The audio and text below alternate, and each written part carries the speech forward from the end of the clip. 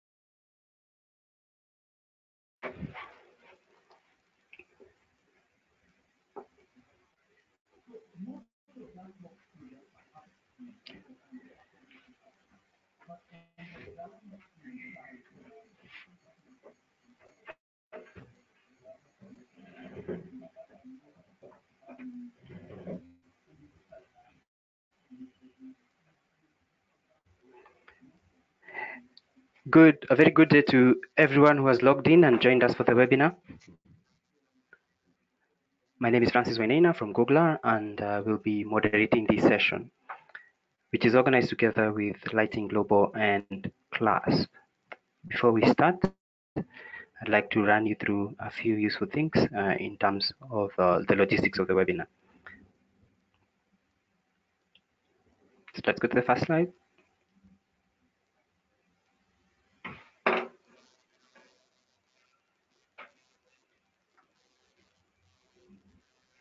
Good. So this is an audio broadcast, so we'll keep the attendee microphones muted during the entire session. Please also note that we will share the webinar recording and slides after the webinar. We encourage you to ask questions by typing them in the chat box in the right-hand side of your screen. We will be monitoring your remarks and collecting these questions for our Q&A sessions after each presentation.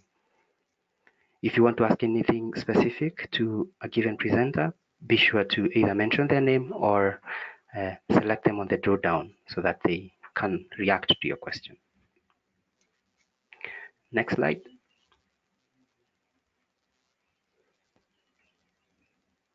Good. So this webinar is organized under the auspices of the Community of Champions.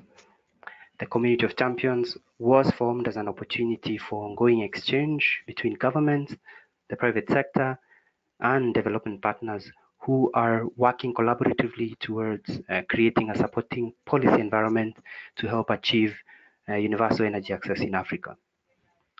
The Community of Champions has held 3 events in the last 2 years. And through these events, there has been interactive and open dialogue between government policymakers, industry, and the international donor community. So the first meeting was in Lisbon in May of 2018, and we also had a meeting last year in November in Kigali, and earlier this year in Addis Ababa. In the Addis Ababa meeting, we only had government representatives from Eastern and Southern Africa only. The next ComChamp event will be in Dakar in October, and we'll also have a meeting in Nairobi in February of next year. So the emphasis in this Community of Champions events has been on government-to-government learning, and we have focused on topics such as how government policies can encourage the scale-up of energy access using off-grid solar products. We have also looked at the promotion of quality products, energy access in the last mile, and also looked at the opportunities and challenges facing the off-grid sector. The Community of Champions is supported by various development partners, including the World Bank through the ESMA program, Shell Foundation, USAID and Power Africa, DFID, SE for All, and Google. So this is basically the first in a series of webinars leading up to our Community of Champions event in Dakar, as I've mentioned. And on this one, we will be focusing on policies to promote quality standards in off-grid solar products. Next slide. So the agenda for today is quite simple. I have just gone through the introduction, and we'll now get into the main body of the webinar with 5 panelists waiting to speak to us. After each session, the panelists will pause for a question and answer session, and I will ask our attendees to please ask as many questions as they may through the chat box facility. And our panelists, I'll ask them to be a bit concise in the answers so that we can answer as many questions as possible. So we'll have the first speaker talk to us about international quality standards and also harmonization of standards, that is Christopher Carlsen. And then we'll look at effective introduction and implementation of the standards by Naomi Wabura. And then we'll look at the country perspectives on how standards have been adopted and implemented in Kenya and Nigeria. So Nana and Olankule will speak to us about that. And then we'll finalize the webinar by looking at how consumer awareness can aid the whole process of adoption and implementation of the standards. And Drew Cobbin from Google will take up that session. Next slide. So I will not let you wait any longer. I'll briefly introduce our first speaker. So Christopher Carlsen, who from Lighting Global Quality Assurance, will be the first speaker. And Christopher is an engineer with over 15 years of experience in the renewable energy sector, as well as on energy efficiency and also working in the international development sector. He's currently working with Lighting Global Quality Assurance and leads the program's policy support activities, working with national governments, regional bodies, and development partners. Since he joined the quality assurance team, he has been involved in various aspects of the program, including field and lab research, product testing, as well as policy and technical capacity building activities. Without further ado, I welcome Chris.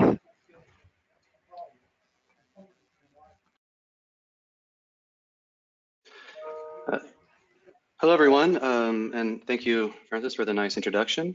I'm going to put up my slides here, 1 second.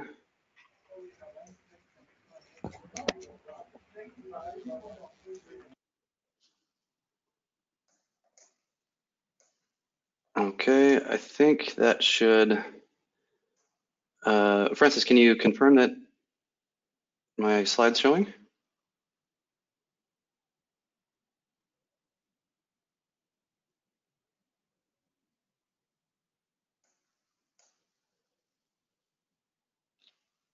Hello, Francis, can you confirm that you're seeing my slides? We can see your slides, I can confirm. Great, thank you. Okay, so I am going to be diving into the subject of quality standards.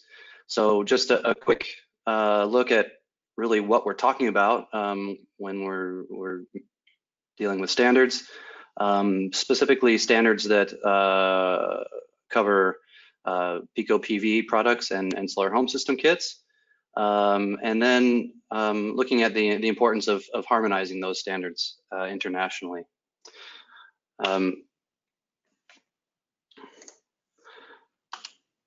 So with that, just a quick introduction on standards. I should preface that you're probably all thinking, oh, great, standards, sounds kind of boring.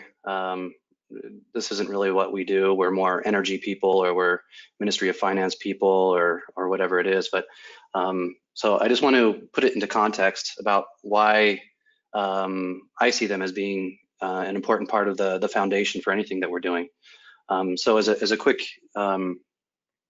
definition, a standard is something that's set up by an authority for measuring quality, weight, extent, value, or quality. So think about why are they important? And so let's just quickly imagine a world without standards. So in your normal lives, imagine electricity. If there wasn't a standard for electricity, maybe the voltage would be going up and down, current would be getting crazy, blowing up your TVs. Food, without any health and safety standards, it wouldn't be so interesting to just go to the market and get food or go to a restaurant. Thinking about building codes, the houses that we live in and buildings in which we work, if we didn't have any confidence that things were built to a certain level of safety and quality, our lives would be very dangerous. Also thinking about health and environmental standards, and also thinking about transportation standards. So as an example, imagine if they didn't have a standard width for train tracks. So, you know, a couple kilometers down the track, maybe the rails would be 1.2 meters apart instead of 1, or whatever it is. And you can imagine the disaster that might cause. So at the end of the day, without standards, modern civilization would just be much more difficult, costly, and hazardous. So you know, putting it into context there, standards help us come with a mutual understanding, and help us communicate, measure, help us do business and manufacture.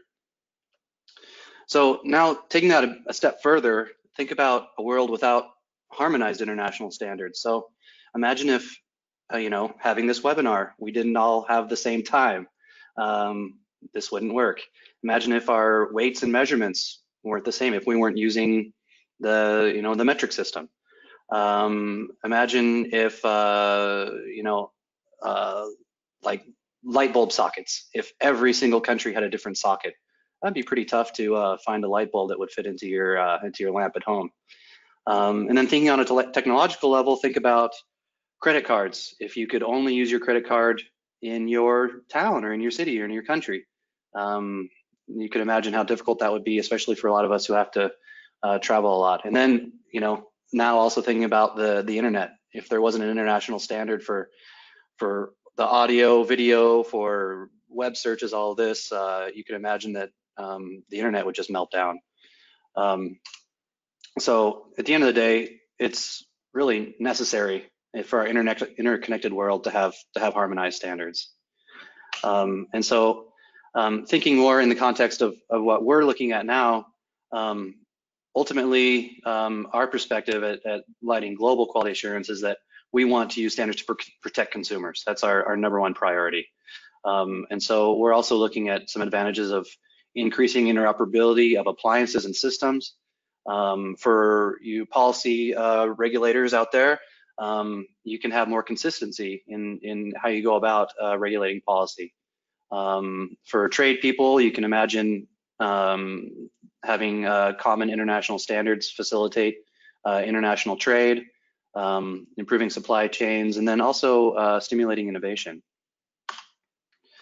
So now shifting more specifically to the off-grid solar, there are international standards for not only systems, but also components. So looking at PV modules, batteries, charge controllers, circuitry, LEDs, appliances like fans and TVs, radios, you name it. And so the international organization that holds all of this is the IEC, the International Electrotechnical Commission. And so what the IEC does is they are the world's leading organization to develop documents that define terminology, test methods, safety requirements, and technical specifications. So the IEC is the go-to reference when we're looking to build standardization on a national or regional level, and it's even useful for drafting international contracts and tenders when you want to set a technical requirement for any type of electronics. And something I want to flag up for all of you is that the IEC is consensus based. So this means that that it's participatory. It brings together tens of thousands of experts from all over the world, from various different sectors, public and private, industry, commerce, test and research, academia, consumers. Everybody has their voice. Everyone can participate, no matter how small your country is or how large or small your organization is. Every country has a vote and a say. And so when we have standards that are part of the IEC, it gives us confidence that everyone has their voice, and it should be well thought out and represent the entire sector that is affected. So then, drilling down even further, looking at the IEC test methods for Pico PV products and solar home system kits. So over the years, Lighting Global, we have worked closely with the IEC. We, way back, it's probably 10, 12 years ago, we developed test methods just for Pico PV products, so primarily solar lanterns. And over the years, through stakeholder feedback and working with test and research labs, doing research, we've modified and transferred our test methods over to the IEC. So now we have test methods that are internationally recognized under the IEC for the full range of solar home system kits and Pico PV products, from sub 1 watt PV modules all the way up to systems that are 350 watts that, as you can see in the little diagram, can operate various appliances, lighting, and basic household needs. And so what this document does is it gives laboratories detailed test methods that they can use to measure and evaluate products. And it's done on a holistic level. So not only does it look at how the system performs as a whole, but it also basically disaggregates the systems and looks at all of the different components, such as the battery, the charge controller, the PV module, durability, performance, all of these things. And something that I really want to highlight here is this IEC document is solely the test method. So it does not set a minimum quality or performance requirement. And so I'm going to touch on that in the coming slide. So the actual standards for these products, how we assess, what is good quality, what is low quality, is held by currently held by Lighting Global. So we have a set of quality standards. In fact, it's comprised of 2 different quality standards. One for the Pico PV products that are less than or equal to 10 watts, and one for the larger systems that go up to 350 watts. And so currently, in the absence of an IEC quality standard, Lighting Global quality standards have become the de facto standard that essentially sets the bar for what it means to be of good quality.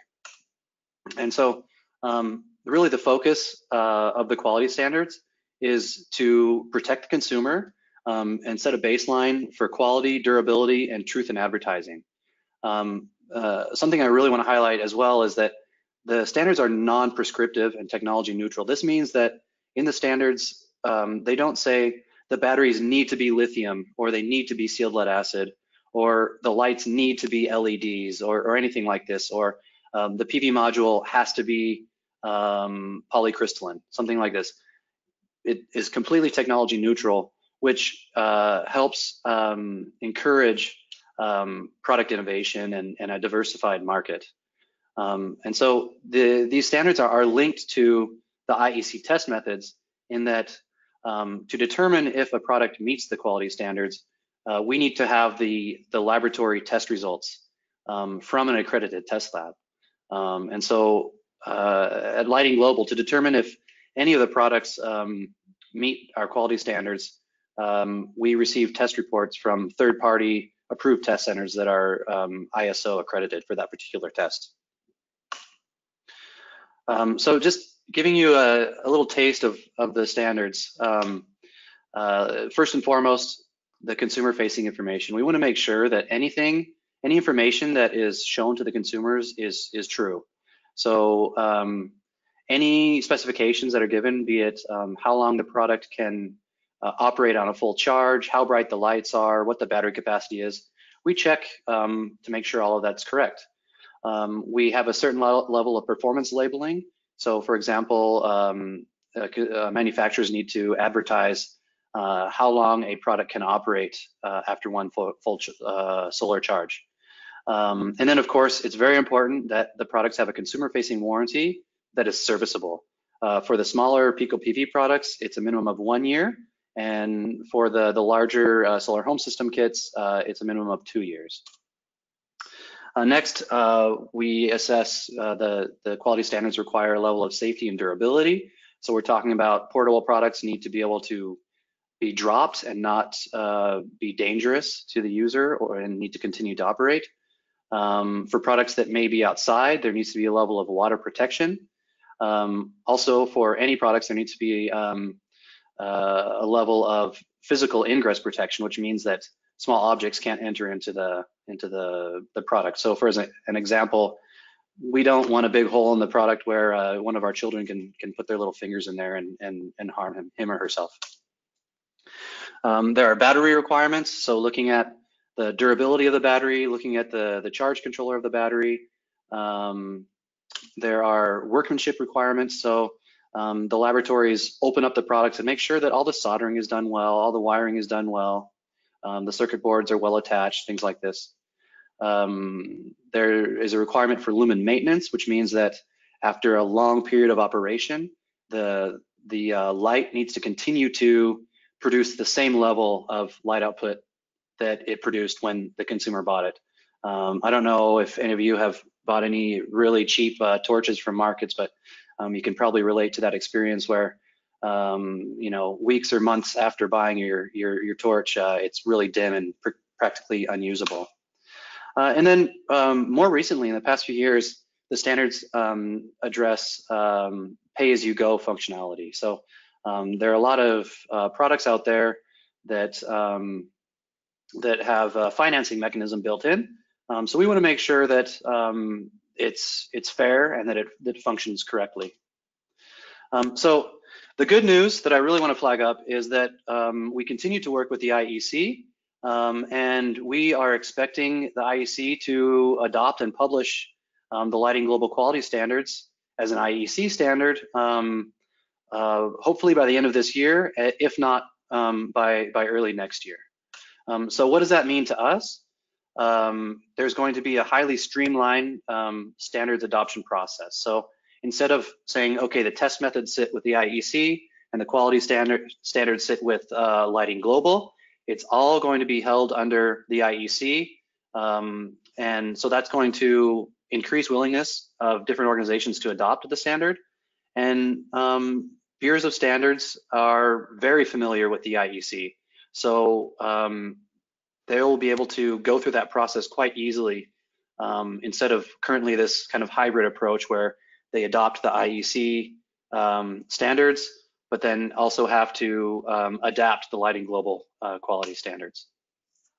It's also going to increase the awareness and interest in the standards. So countries that already have national standards will be able to use the future IEC standard to harmonize and also extend the scope of their standards to the larger solar home system kits. We're expecting that additional countries and regional bodies will see the importance of aligning their standards with the IEC and therefore adopt new standards. And then also we engage with development organizations and energy access programs that I think will have a lot more interest in directly harmonizing with the quality assurance framework under the IEC.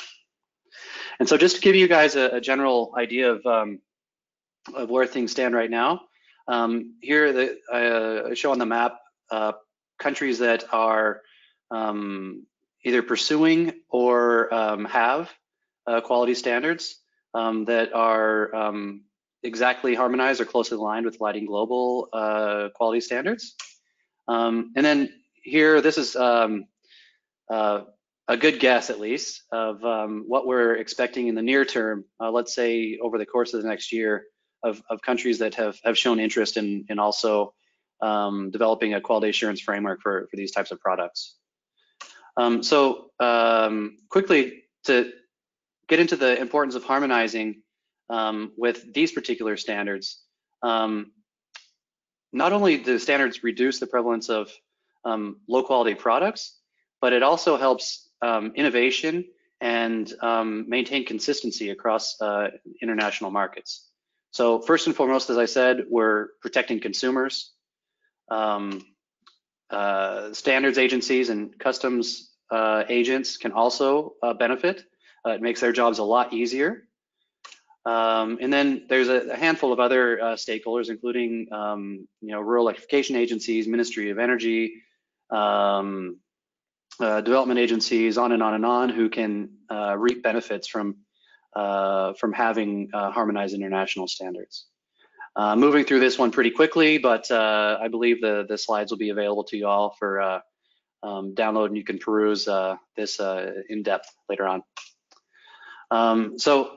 Just want to flag up on my final slide here that here at Lighting Global, we have a lot of resources that are available for you.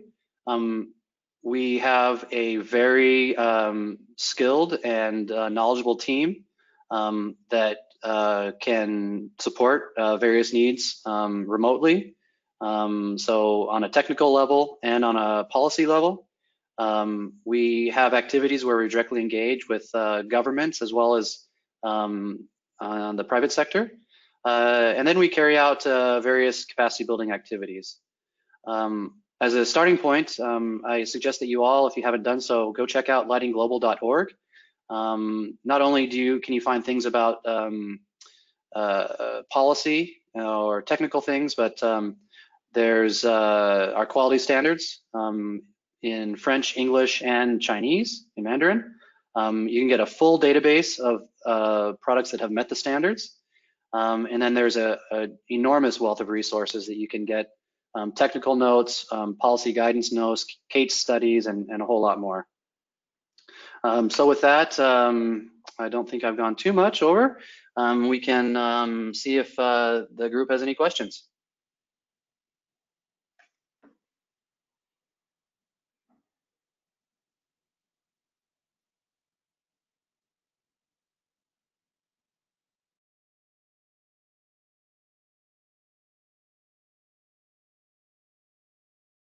So Francis and Kia, I'm not seeing any questions come in. Are there any questions or comments from the attendees?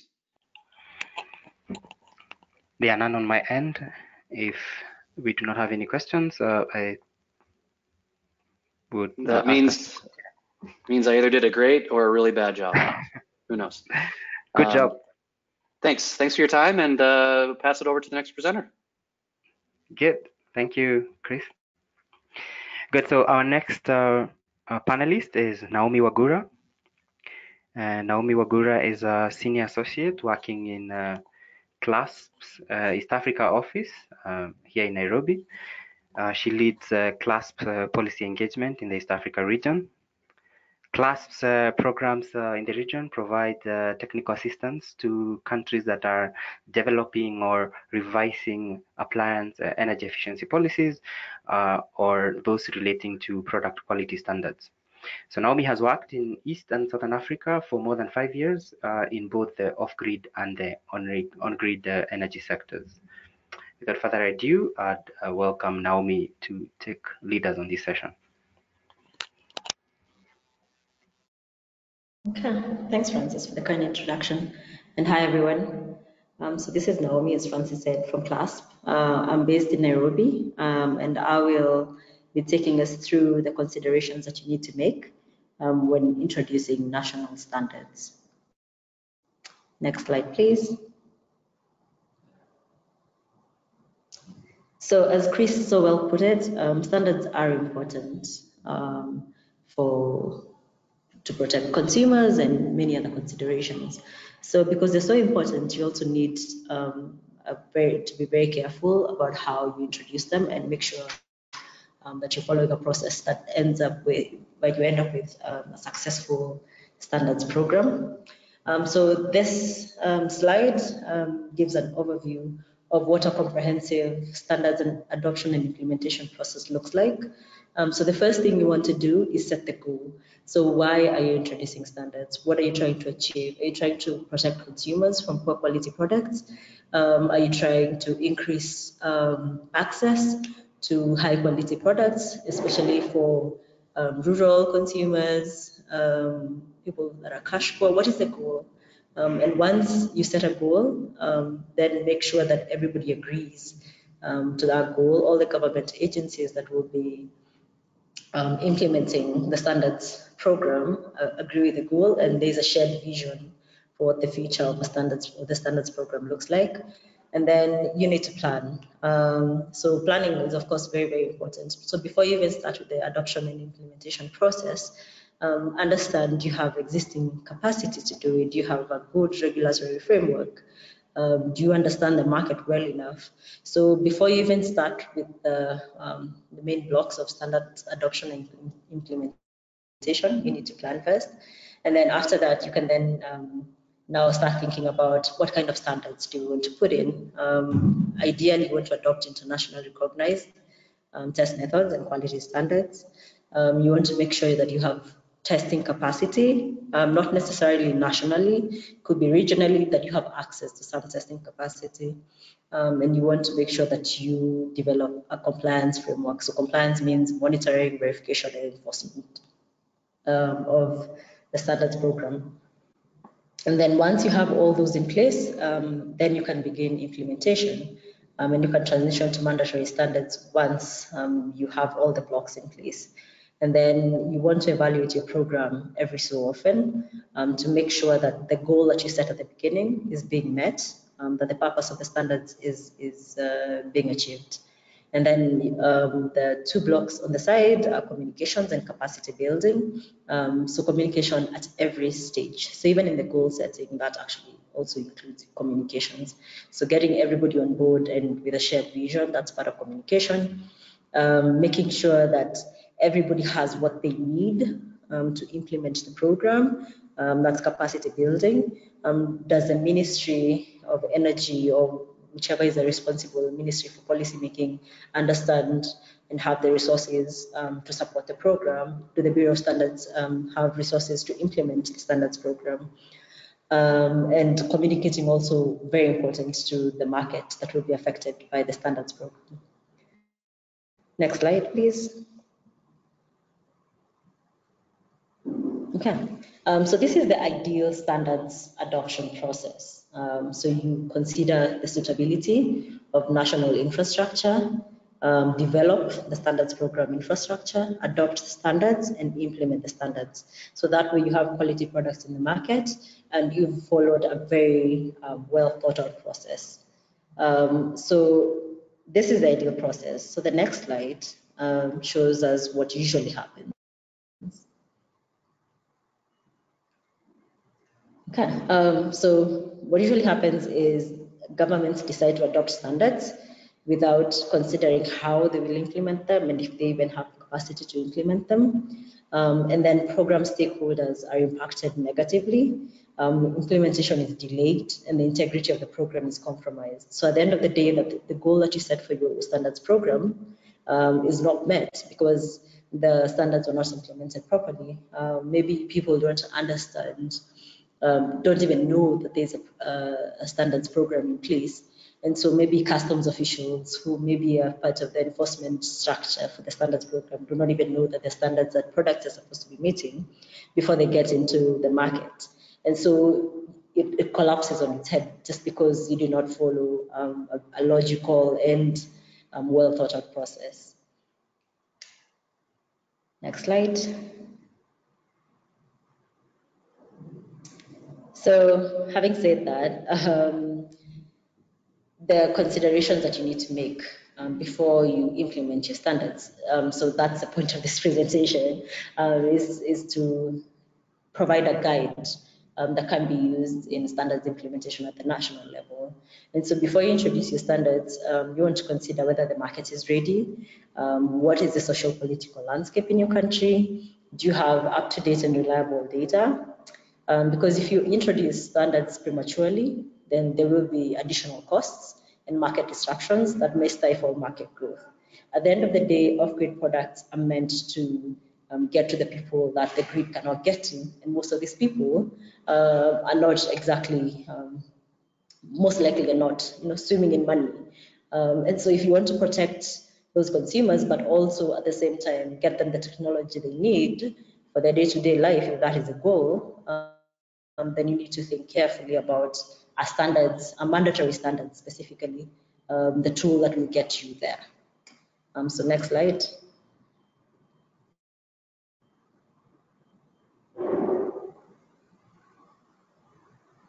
Okay, so the first consideration is market readiness.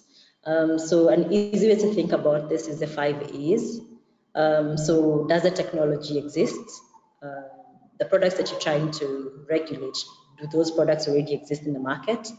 Are people aware that the product exists? Is it easy to access the products? Are the products affordable? And is the form, fit, and function? Basically, is the technology acceptable?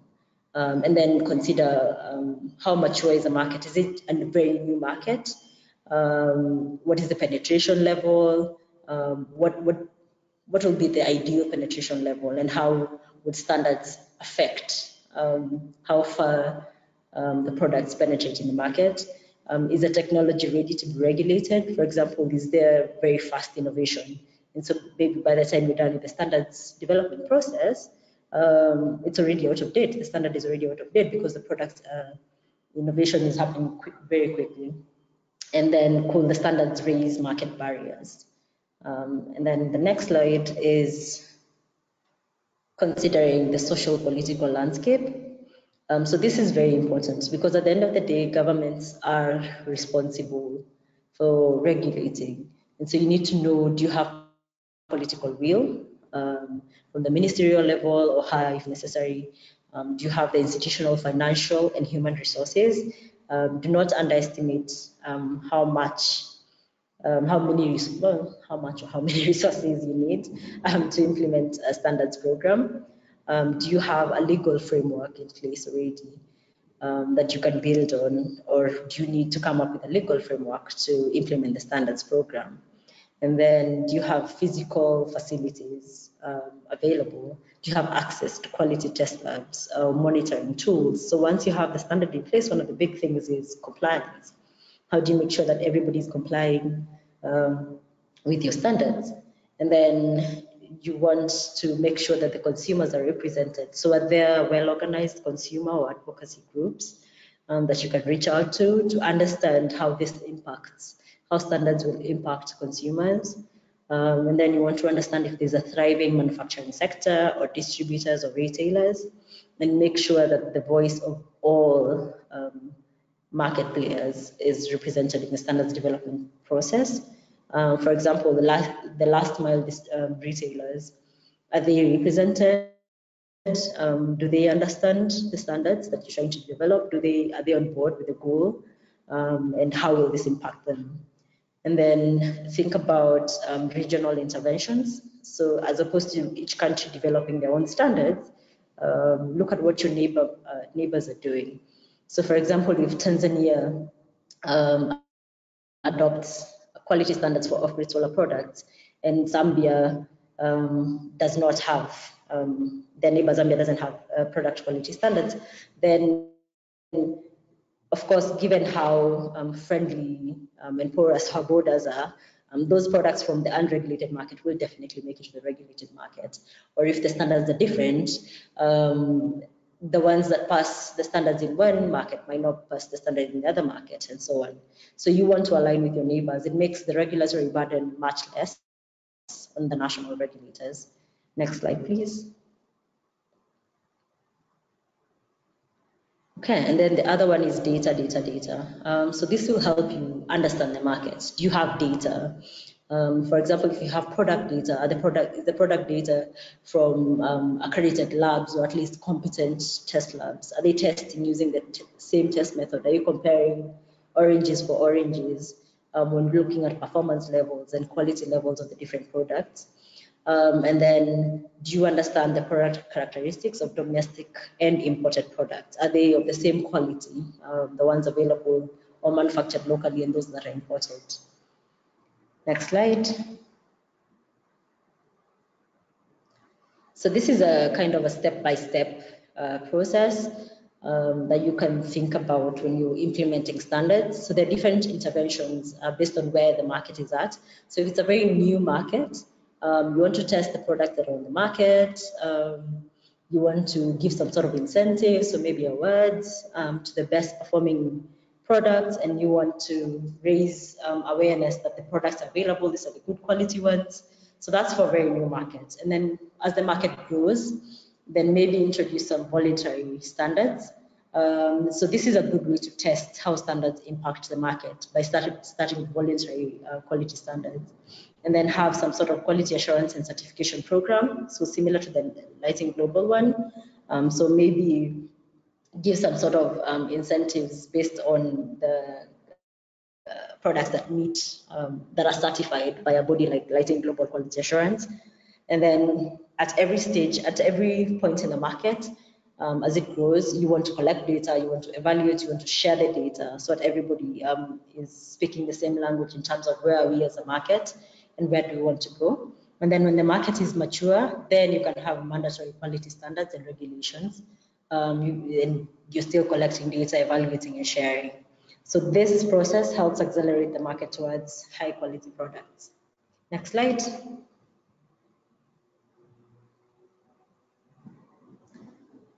So one of the things that is really important to think about is that standards implementation takes, it needs all relevant government bodies to be on the same page, right? So you want to identify who are the key organizations that are necessary for the standards program to succeed. So think of each responsibility area. So for example, policy formulation, maybe that's a ministry, whatever ministry that is in your country, then that's the one that's in charge of policy development.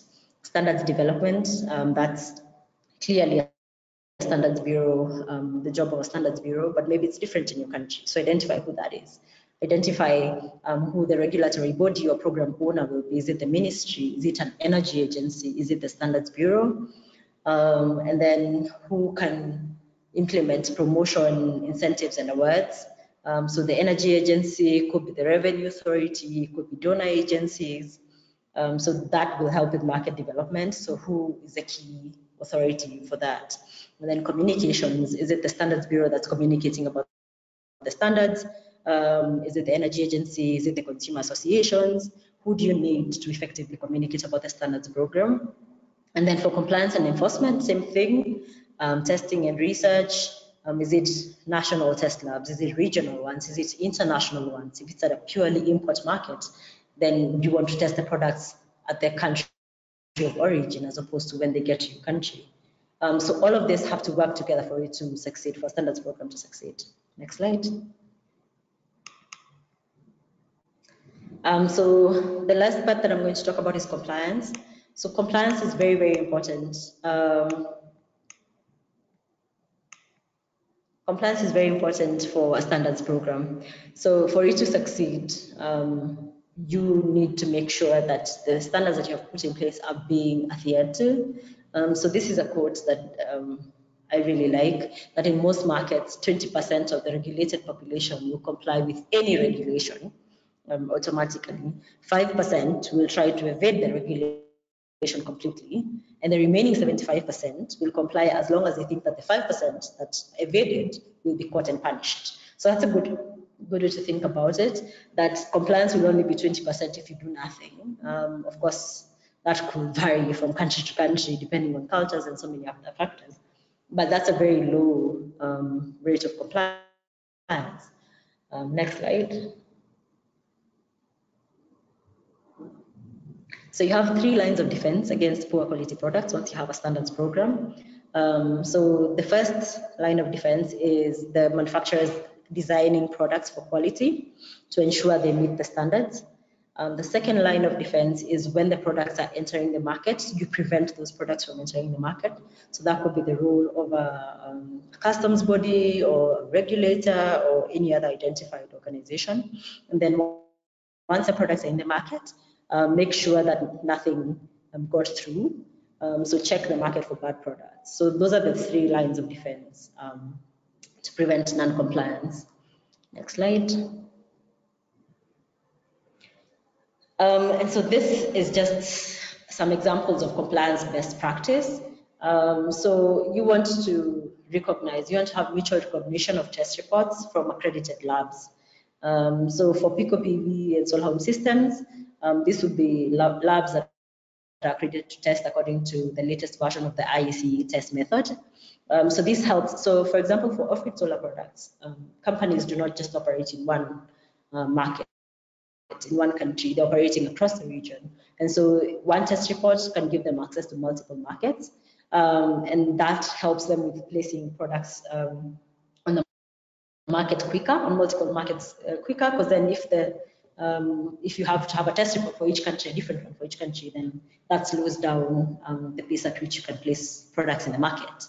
And then recognizing internationally recognized certifications, for example, the Lighting Global Quality Standards and Certification Program.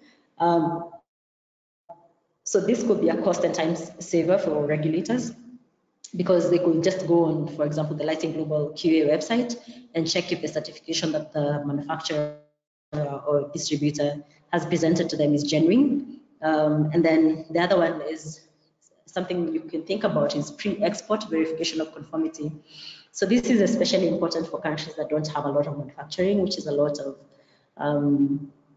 countries in our continent. So if you're an import, mostly an import economy, then you want to think about having conformity assessment. So checking for compliance with the standards at the point of export. So PVOC companies are usually subcontracts. So the Bureau of Standards or other body subcontracts a third party. So the advantages of this are reduced cost and time burden on a national regulator, faster entry into markets, and some examples of countries with a PVOC system, Kenya and Ethiopia. Next slide.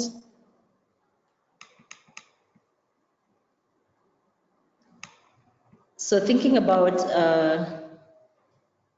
recognizing test reports from accredited labs. So the Lighting Global Quality Assurance Program has a test lab network. So these are all labs that are accredited to test according to the IEC test method. And they can do various, they have various capabilities. So there are some that can do all the tests. So the quality test method is the full test method. Some that can do initial screening method, which is a version of the fuller test method that can be used to quickly check if what is the probability that this product is actually meeting the standards. And then you have the market check method, which is used as a surveillance mechanism. So that's it from me. Thanks so much for listening. You can type into the chat box if you have any questions, and we'll get to them either now or later on. So I don't know, Francis, Kia, if there are any questions.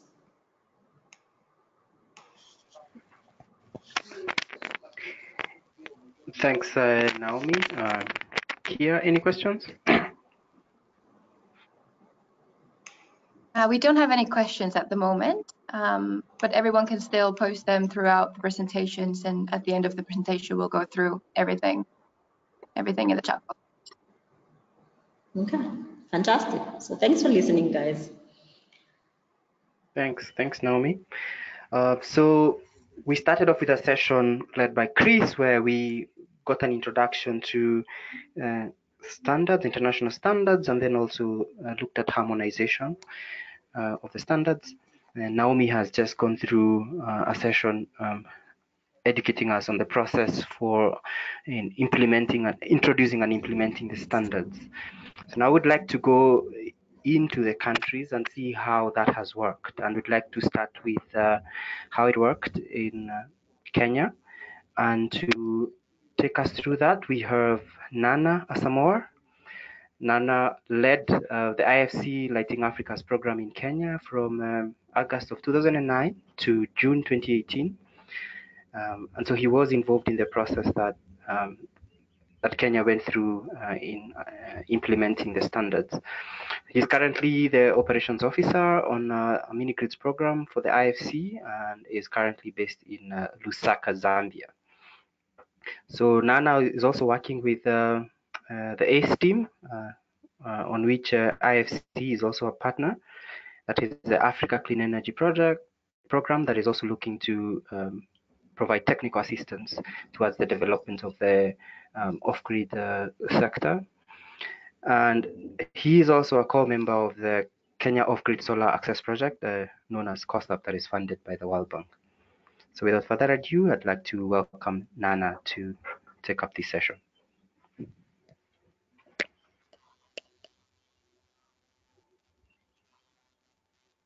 Hello, everyone. Okay, thank you very much for having me, and thank you to Chris and Naomi, and of course Francis and Kai for starting and giving the basis and the foundation for our discussions today. I will try and talk briefly about the Kenya experience in adopting standards, and please, your questions are welcome, so you can send them in the chat as we speak. Okay, so next slide. Well, I wanted to put something in perspective. We know that we will focus on quality standards as the policy interventions that you can consider. The standards are critical, and we find that to be probably the first thing to deal with as a policy intervention within this market. However, I wanted to give a perspective that even in the situation where in your country or in your environment, the standards have already been adopted, or the market is not yet ready for standards itself, as Naomi alluded to. There might be other things you can focus as interventions that will enhance the market growing towards quality products. So I've listed 5 areas that you can look at as possible interventions for policy.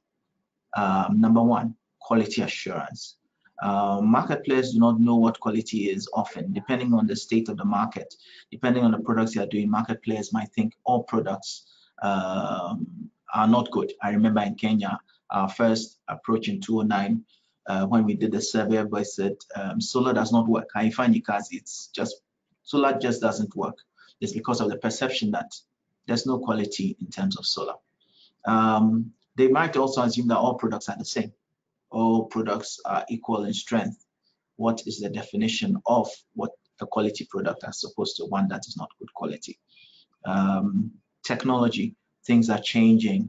There are new innovations coming in on a day-to-day basis. What is quality in relation to the changes? Batteries change. I remember when we came, all products were lead acid batteries. Then they moved, as Chris mentioned, they moved to lithium-ion batteries. Are quality standards the same depending on the change in technology? This is where government champions can look at helping the market to understand. I know we'll look at the Kenya example of what we did. But in terms of a country generally, look at the quality side. What can we do there for our people to protect the consumer?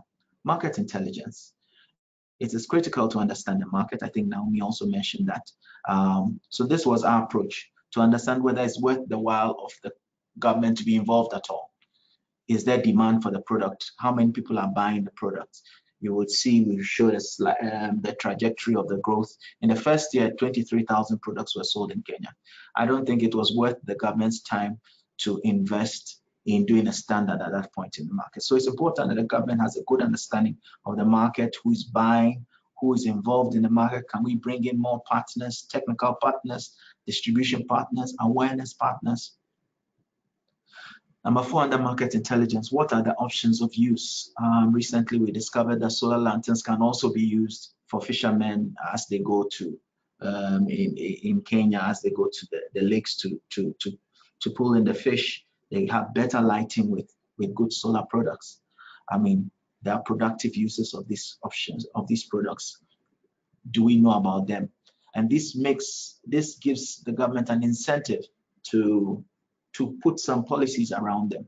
Who are we protecting? What are they using the products for? Are there agricultural uses of products, solar water pumping, solar water heating, solar refrigeration? There are many options, and because of that, a strong understanding of the market and the use of the products will help us develop appropriate policies around that.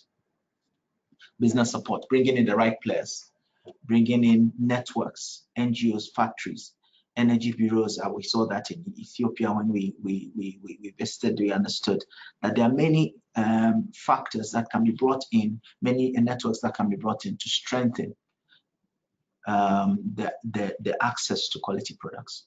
Technicians. Now in Kenya, we eventually adopted standards around technicians. Technicians should be trained at a particular level to be involved in this market. Without that, you have no capacity at the grassroots level to support the standards that might be developed at the top level or at the national level. Access to finance. So I'm trying to expand our concept of policy. Policy must not always be just standard. Standard is key and primary product for us. But in case you're not ready or the market is not ready for standards on its own, there are other issues that we can bring in. Are there policies to support financial institutions to delve into this market? Is there any encouragement, risk mitigation for financial institutions to delve deeply into the market? There are real issues that government champions can really help to enhance their accessibility to good quality products. Finally, consumer awareness. Do people know about the products? Do people understand their rights? Is there warranty supporting the product? Do people know how to apply these products? Do people, I've seen over the years that people think that an expensive product is a good product. Is that what it means? So these are things that policy can help, that the government can intervene by providing direction and clarity around these things. Next slide, please. All right, so we look at the things that we're trying to solve: the influx of low quality products, market spoilage due to these low quality products. For those who might not have, who might not understand this terminology, market spoilage means that people are so used to bad quality products, but everybody assumes that all these products are bad. So there's no demand, or people just have a low expectation. So the market is spoiled for the good products. Lack of clarity of the import process, and lack of competition. Because low products are basically what is selling, then everybody goes for low products and the prices go down, and supports further influx of low quality products. But the opportunity when you promote good quality products of solar is that solar provides electricity access for unserved populations. Many unserved populations who don't have access get good quality products. And there's quick deployment of good quality products, which are cost competitive, because now they are competing, quality versus quality, and it brings down the price of quality. When there's obvious access to good quality products, increased private sector interest is seen. So it's by no means exhaustive, but these are some of the policies that we looked at, policy and government interventions that we looked at in Kenya for your consideration. National technical standards were developed. Enforcement through PBOC, I think Naomi and Chris talked about that. Market surveillance. Devolved government. Maybe in your country or in your environment, standards are developed at the national level, but there are sub-counties or counties that implement standards. We had to work with the devolved government to propagate the standards of solar. Regular engagement with the market stakeholders. The government is engaged, the National Association engaged revenue authorities, the ministry engaged revenue authorities. I think also probably are doing well based on what the table that Naomi talked about. Putting all these players together are critical for the successful implementation of standards. Technical training and certification. There are laws in Kenya that define who can do what and who is expected to implement after sales service. So there are minimum standards for an importing company. They must have a technician of level T1, T2, T3, depending on the size of the system. Tax incentives were employed. So this is a consideration for you. These help the market, tax incentives. Incentives to motivate financial institutions to be involved. And then special government projects like the COSAP I spoke about. If the government decides to implement solar systems, solar home systems, solar water pumping systems, the government should itself adhere to quality products. So if we define that we are going to promote solar in this region, then there must be quality as related to the national technical standards. And these things help to propagate a market of quality. Finally, an overall national electrification strategy developed by the ministry itself should include renewables, a very solid, clear energy mix that will use grid here, we'll use off-grid here, mini grids, solar home systems, solar lanterns in these areas, and then all should be underpinned by the quality standards of the country. When all this is encompassed in the national electrification strategy, it allows quality markets to develop. All right, so we can just go in the next few minutes to talk about then what exactly happened. Standards adoption, what we learned the hard way was that there are three issues. One, development of the standard. Two, propagation of the standard. And three, implementation of the standards. So the technical committee might be the ones developing the standard. Excellent. They go through the natural process.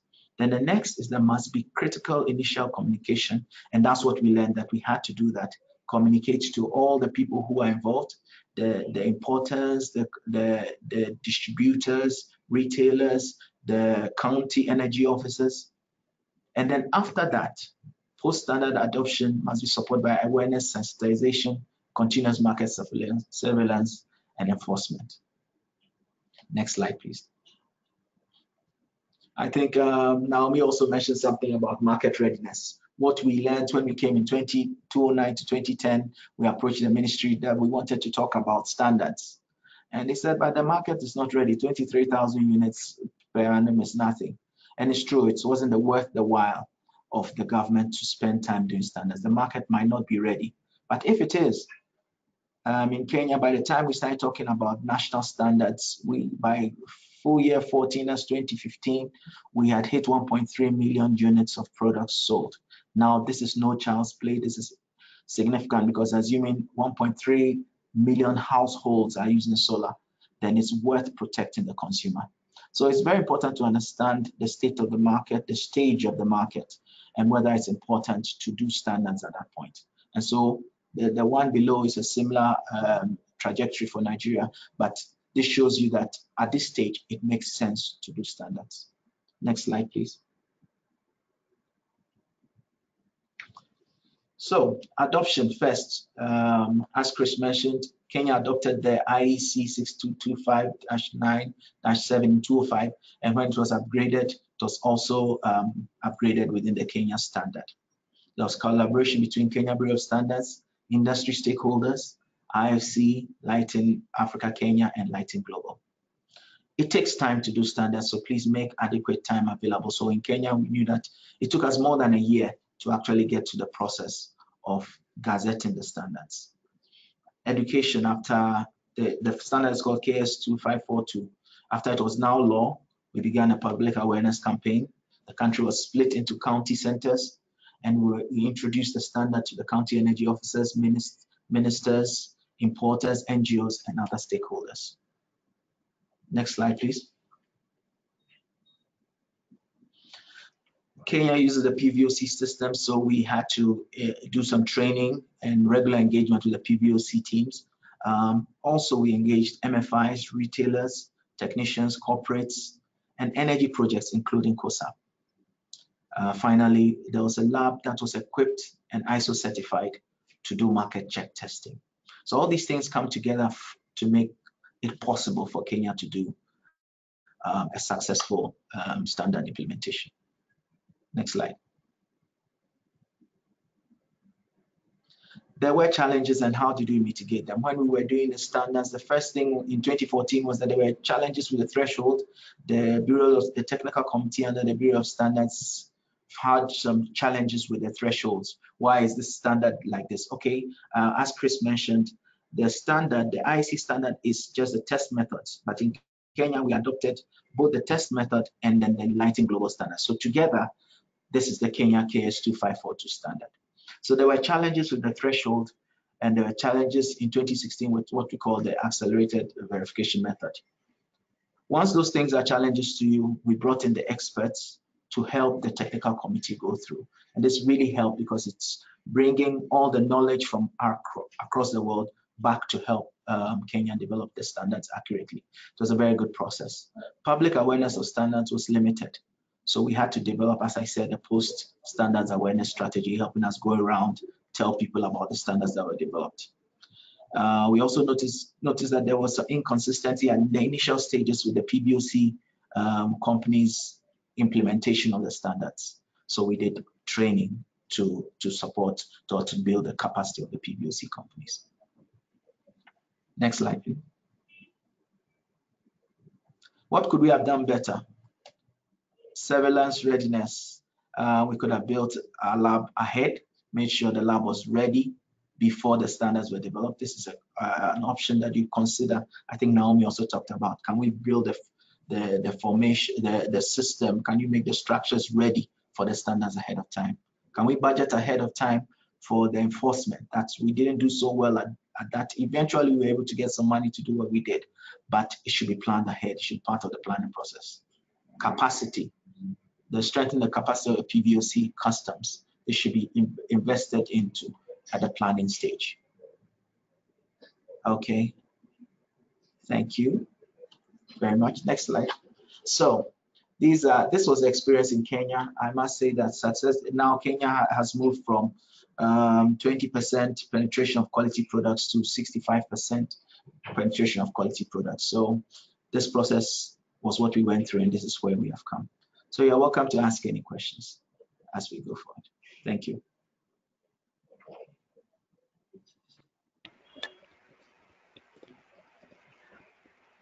Good, thanks, Nana. Thank you for that. I think now we move to our next panelist. Our next panelist is, I hope I pronounced this correctly, Olankule Owoye. So Olankule is he leads the quality assurance component of IFC Lighting Africa in Nigeria. His work at IFC has involved facilitating the adoption of the standards for off-grid products in Nigeria and also within the ECOWAS region. He has been involved in training of technicians on diagnosis and repair of solar products, and also has also coordinated the establishment of the testing laboratory therein. Without further ado, I'll welcome Olankule.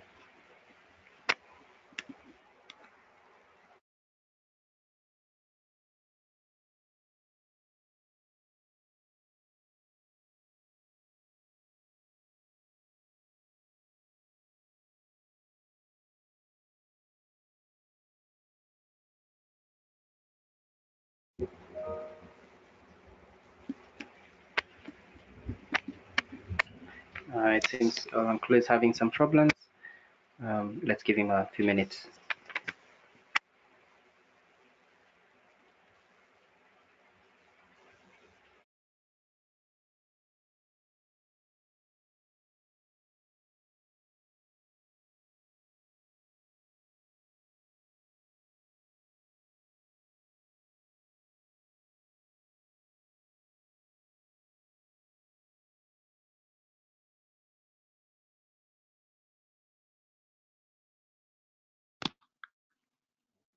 Hello?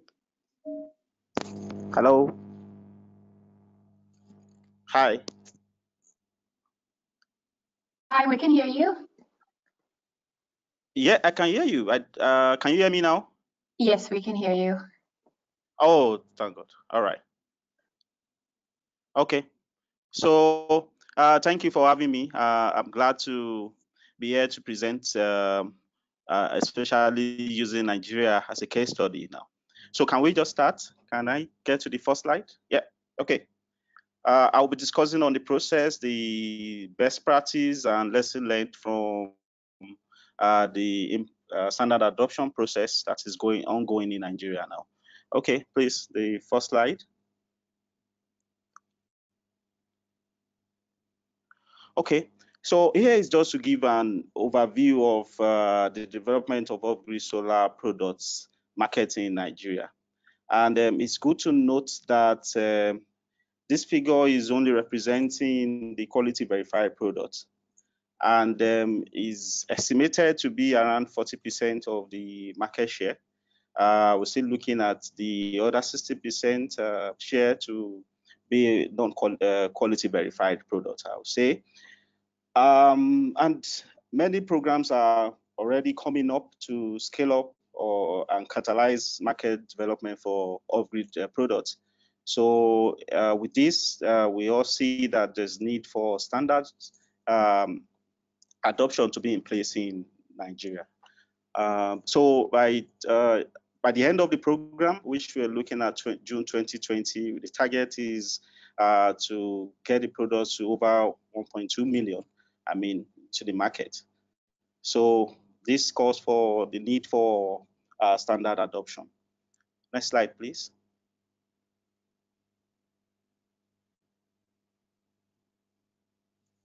Next slide.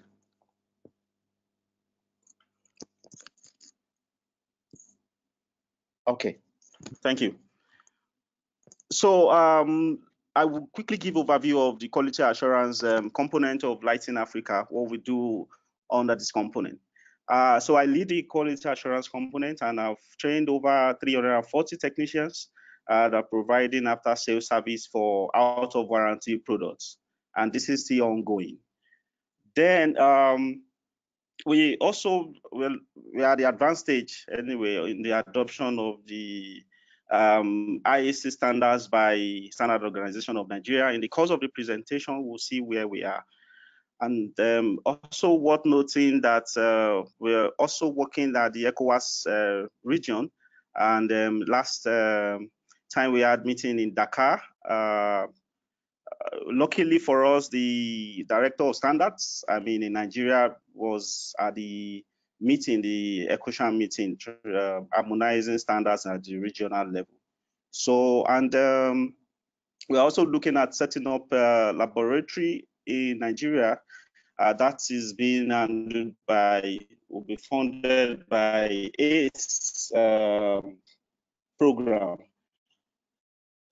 So, and we also we've from the Standard Bureau in Nigeria, the Standard Organization of Nigeria. We trained the two of the staffs in how to conduct testing for this product by the time the laboratory is completed. So next slide, please. Thank you. Okay, so this is the roadmap that we developed for specific for Nigeria, and we started over 4 years, I would say, and we've had a lot of engagements that helps us to refine the proposed standards, adoptions, and the implementation strategy. The team from Lighting Global and Lighting Africa also, we all contributed and helped to refine the roadmap, which we started, and we were able to identify the milestones that really needed. And so at this last June, we conducted a stakeholders workshop where we brought in different stakeholders that are very key, and they will try to identify their roles and responsibilities, and in accordance with what Naomi described for. And at that stakeholders workshop, we were able to finalize the implementation plan, which actually helped to start well in the adoption process. So looking at this block diagram flow, you continue the stakeholders outreach to after post-implement adoption of the standards, and we'll keep building capacity of the Bureau of Standards technical staffs to be able to carry out this test, and also on the awareness for post adoption and the enforcement of the standards. Next slide. Okay, so from the stakeholders workshop, we were able to, SON, that the Standard Bureau, able to come up with the milestones and the stages that will be involved in the standard adoption. And I'm very sure this might be very typical with Nigeria standards organization. So, but this I'm sure will also be in line with other countries. By the appointed, we just appointed the technical secretary within the SON, and they will be involved in establishing the internal working group on the standard adoption. This internal working group will look into the standards and disseminate this to the stakeholders to also review. And before we were able to go on with this, we had to develop MOU with the Standard Bureau to Standard Organization of Nigeria, have a clarity on the purpose and the process. So this the next will be the standard. The draft will be reviewed by the stakeholders, and we'll set up technical committee that will review the standards technically, and then come up with different comments from the meeting. So this comment will be corrected and reviewed critically, and then before this is sent to the Standard Council for adoption. So after this, then the standard will be published, and then the enforcement will start. So next slide, please.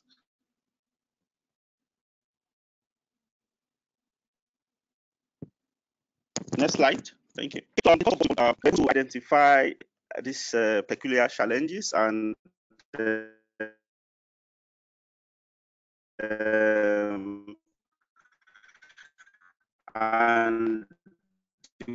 will we were able to also mitigate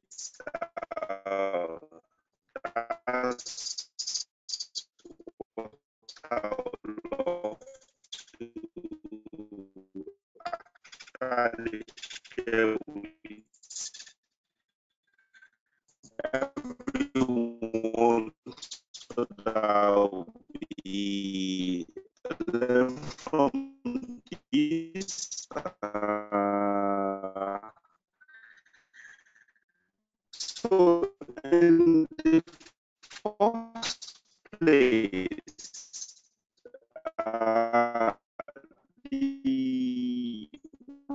when we started, where standards already developed by cooperative, and standards of just as before we got in standards. So we were going back for to see how we can harmonize. And right so for equity, and that was it for the so that this was the this as a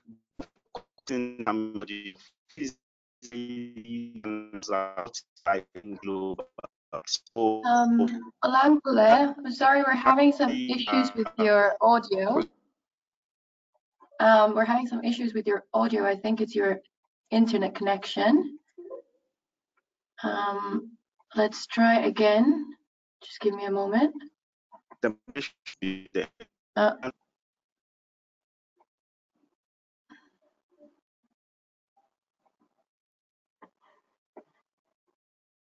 Okay, he's disappeared completely.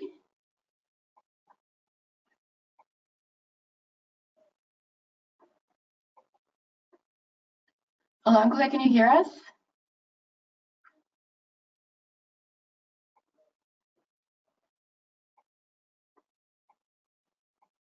Okay, I think he's having some connection issues. I think we'll move on to the next presentation with Drew. Just a moment. Francis, would you give Drew a little introduction, or?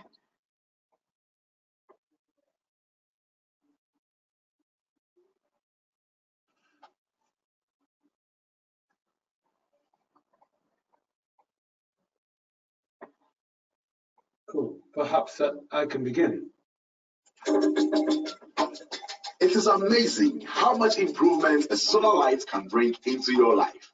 Just switching to the healthier, brighter, and better solar lights will light up all areas of your life. Improve your family's health and secure your child's future by giving them solar-powered lights to study better at night. Remember that solar light is not plugged in, but rather recharged by using clean energy from the sun. So it is good for your health, better for the environment, and very affordable. Buy a solar light today for your home or business and better your life. This message brought to you by Lighting Africa, a joint IFC and World Bank.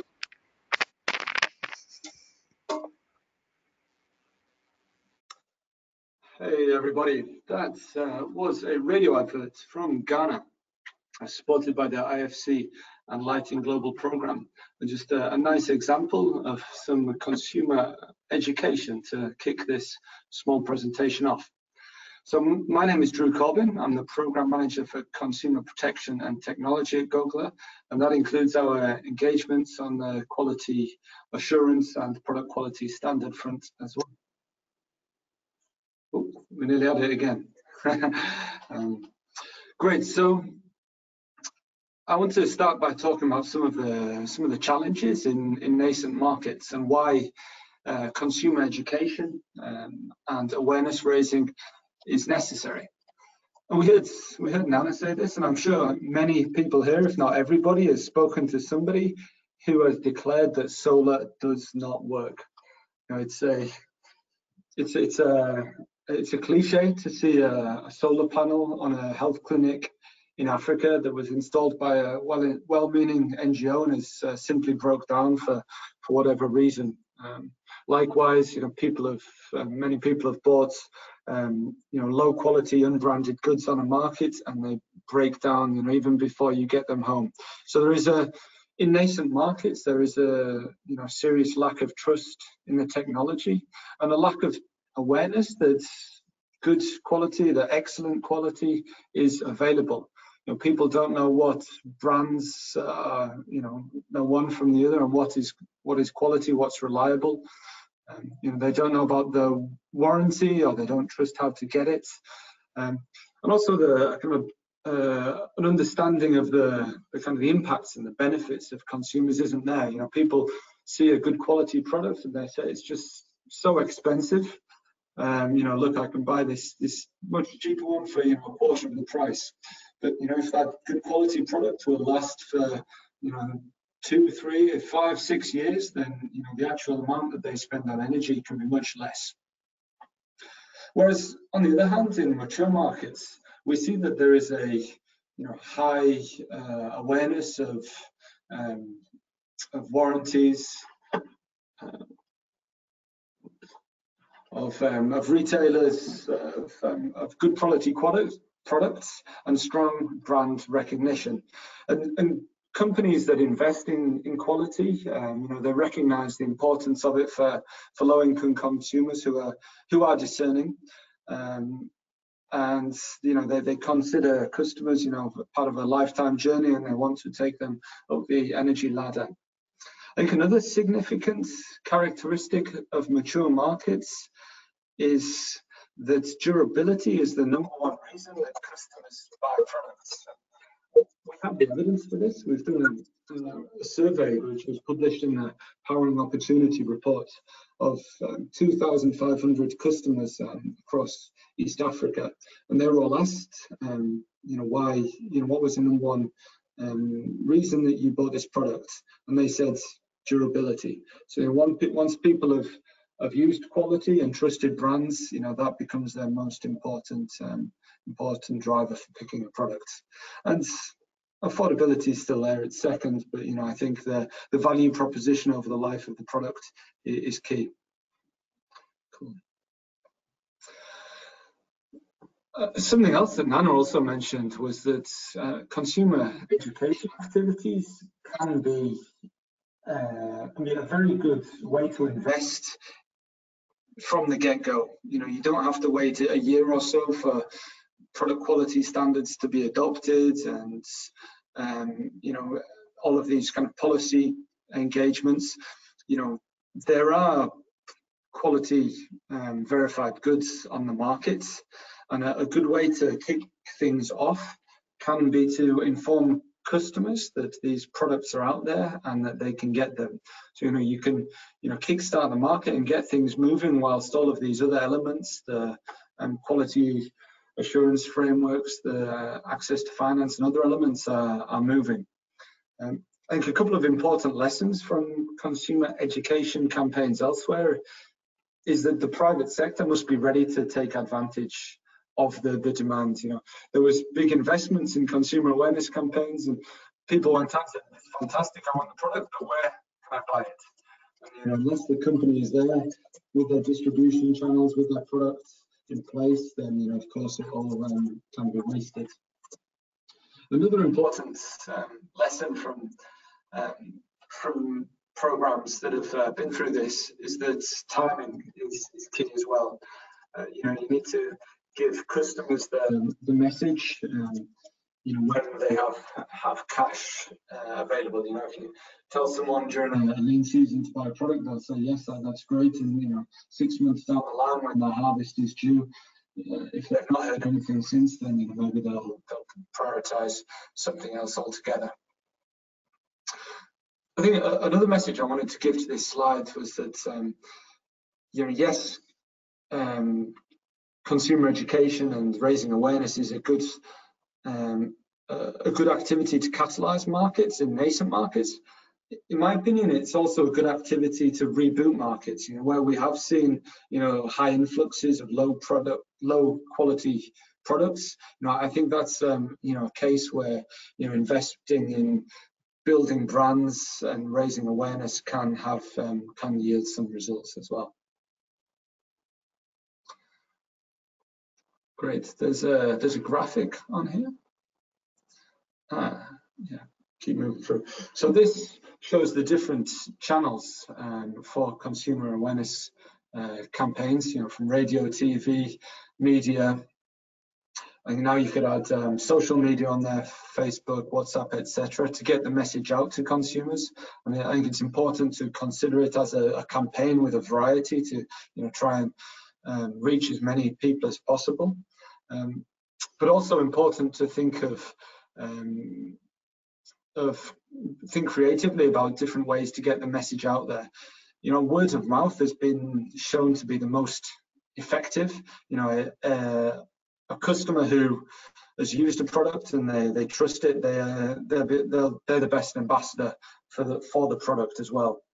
And particularly if that user is a trendsetter or an influencer in a community. So you're thinking about head teachers, health workers, and there's been some really good campaigns. Something like the Sunny Money head teacher campaign that's really brought entry-level, good quality products to very large numbers. And in places like Kenya and Tanzania, that was really one of the early drivers for high product sales. And there is a a good deal of expertise out there, notably from Lighting Global and NDEV. And I quickly listed some of the countries where I know there's been consumer awareness campaigns: Kenya, Tanzania, Malawi, India, and I'm sure many other places. So if anyone is thinking to embark on this, I would suggest you reach out to Lighting Global and others and try and learn the lessons of what has been done elsewhere. So I think the public sector investment in consumer awareness is a very good tool. In the early stages, when the private sector is struggling for finance and stretched, I think public and private and development partner investments can really help them get things going. But I think it's also important to note that companies are really best placed to, talk to consumers, to build their own brands, to share about the products that they have. And in the longer term, advertising is part of the competitive commercial landscape. So, it should be thought of as kind of a phased activity. The poster that you see on the right is again from Lighting Africa, and that includes products from a number of different companies that have got quality verified goods. So, Lighting Africa led the initiative, worked with marketing agencies, got all of the companies that are selling quality verified goods, and and combined their efforts to share the information with the public. Again, as we said earlier, I think cooperation between the public, the private, and the development partners is key. The message needs to go out to the consumer, when they have money in the pocket and when the company has got their distribution channels in place. And oftentimes there are, imperatives for spending money at a different place or in a different way that's either the public or development partners don't necessarily align with our commercial imperative, but that is so important. And finally, I'd like to talk about the challenge of how to speak to consumers about quality. So the Lighting Global certification, it's not a consumer-facing label. They have policies that prohibits its use as a consumer-facing label. So that can't be used to communicate with customers. You can't say, go look out for Lighting Global and buy that. National standards label may be used for that, although it's oftentimes found that they are maybe not trusted, and it's hard to enforce against forgery. So how do you promote quality to consumers without a quality label? And the solution that has been developed is promoting brands. The original manufacturer, promote their brands, so long as they are in accordance with the quality mark, and also promote retailers. Tell customers where they can buy the quality verified goods. You can also inform consumers about warranties, how they work, and that they should be entitled to them. But I think it's important to, what I said, push the good, push the bad. If you tell customers, there's bad quality out there, don't buy Chinese lanterns, the technology doesn't work, you'll be burnt. It's just going to undermine the trust in the technology altogether and put people off. I think push the good brands, push the good retailers, and help them rise to the top. I think it's also important to note that for importers and distributors, they can and should be aware of Lighting Global certification and national standards, as well as import procedures. And making sure that they're aware in good time of any standards and enforcement. I think is a really important element of a awareness raising campaign. Everybody in the market needs to know what good looks like and how they work together to achieve that. And that's a brief introduction from me, and that's it. Thank you everybody for listening.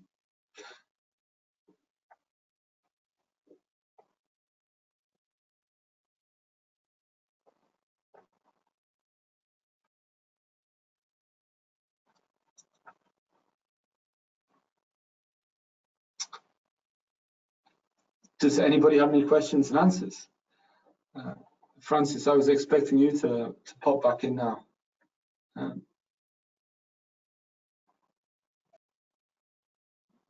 Yes, I'm unmuted now. Thanks, Drew. Do we have any questions on coming through?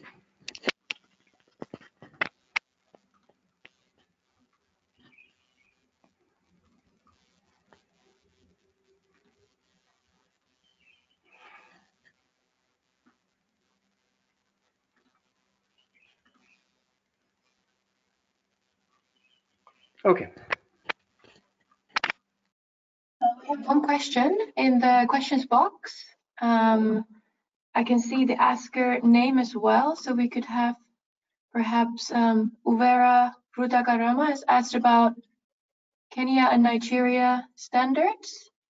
Let me see if I can find if they're still on the line.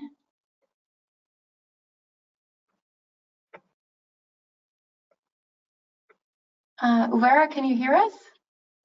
Yes, I can hear you. Perfect. Would you like to pose your question to certain panelists? Yes, thank you. I wanted to talk to the presenter for Kenya and Nigeria. And I wanted to know if they're also looking at the standard for the solar home system components.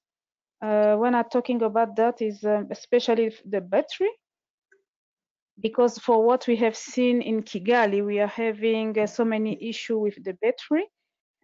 And I wanted also to know how they deal with the battery replacement, or if they have a way to dispose for a disposal way of the battery. Right. Again, the other one, yes. The second one is to know what can be the alternative when we don't have a testing laboratory in the country. We have the standard, but we cannot test, especially here in Rwanda. So I wanted to know what is the alternative while we are waiting to have a laboratory in place. Thank you. Great, thank you for your question. I'll first pose it to Nana. Let's see, wait, Nana, I'll unmute you. Nana, can you hear us? Hello, thank you. Yes, I can hear you. Thank you very much for the question, Vera. I think these are really good questions, and there are things that we are encountering across many countries. The first one about disposal, I'll start from the one about disposal. We do not have a standard around the process of disposal. I think across many countries, we are still evolving the strategy for how to dispose. So a standard has not been developed, and it's a bit too early in the stage, the development in Kenya even, to decide that this is the standard for disposal. So we actually have a community of practice that's developing models amongst the practitioners as to how to dispose of solar products or solar wastes as we go along. So that question is not answered. I actually was in Kigali the other day to look at your disposable, your recycling system to see whether we could apply it in Kenya as well. So for that, the answer is that we do not have the answer yet, and there's no standard for it yet. But we are encouraging importers to come up with a strategy for disposal, and this is what the community of practice is proposing for now. So that doesn't have an answer yet. In terms of individual components, so what the standard we are talking about is for the plug and play systems, the systems that are packaged as one, and they fall under the KS2542 standard that has been developed in Kenya. For the plug and play package systems, they go through the Lighting Global system. But in Kenya, we also have standards for panels and for batteries. So there could be in a country individual components for the component-based systems. That's not what we worked on, but yes, there are standards, particularly for solar panels, I'm aware. So we do have for singular components for standalone, for component-based systems. And so that could be applicable in your country, especially when it comes to standards around batteries where they're having challenges. That could be a standalone standard. But what we are talking about here, the experience I shared was related to the plug and play system, the whole package system, and the whole system is tested under the test methodology that Chris explained, and under the standard, the Lighting Global Standards. Where there's no lab, so which is the case for many countries. I know in the ACE program we're trying to push for more labs, but where there's no lab, the best model actually is in the use of pre-shipment verification. So if you define your standard as Rwanda has done, then before the product is shipped, there must be verification pre-shipment before it's shipped that it conforms to the standard. Now this is what we use the Bureau Veritas, that's third-party outsourced companies with the expertise to analyze the actual test reports of these products before they come into the country. If a good job is done, then we do not need to test it again once in the country. The challenge always comes where products find their way to the country without passing through the right channels. But that's the approach. Pre-shipment is the way to go when you do not have a testing lab. Actually, the Lighting Global approach is that everybody should go for pre-shipment. There's no need for everybody to test again, because if a product has passed the test in, say, China or in Germany or in the US or even in Ghana, wherever, when it's moving to another country, we don't need to test again. Once it conforms to our national standard, then it should be able to come in without delays. So this is, though it's a problem not having a lab, we don't expect the lab to become a hurdle for good products to come into the country. So yeah, so this is our experience around testing.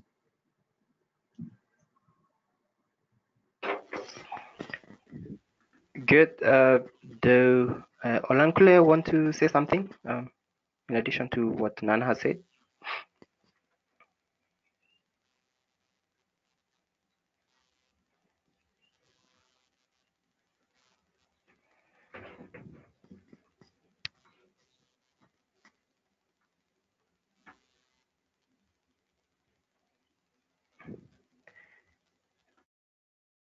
Okay.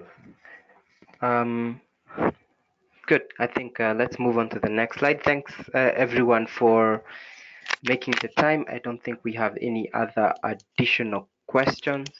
I'm conscious that we have run over our time, but we also wanted to make sure that we take up any of your questions. Feel free to also send through any other additional questions that you have. We will definitely email you the webinar recording as well as the related slides after this. I also wanted to let you know that we will also be having another webinar in this Community of Champions series, and this one will be titled Pathways to Integrated Electrification. This will be hosted by SE for All, and this will take place in the next month on September 17th for the English version of the webinar, and the French version will be the next day on September the 18th. As you also leave, please take a moment to respond to our survey questions so that we can improve on the quality of the webinar. So thank you very much for taking the time to be part of this webinar. And I'd also like to thank the panelists from both CLASP, Lighting Global, and Gogla. We appreciate the work that you've done. Thank you very much. I'll leave you with the last slide there with the contact details. God bless.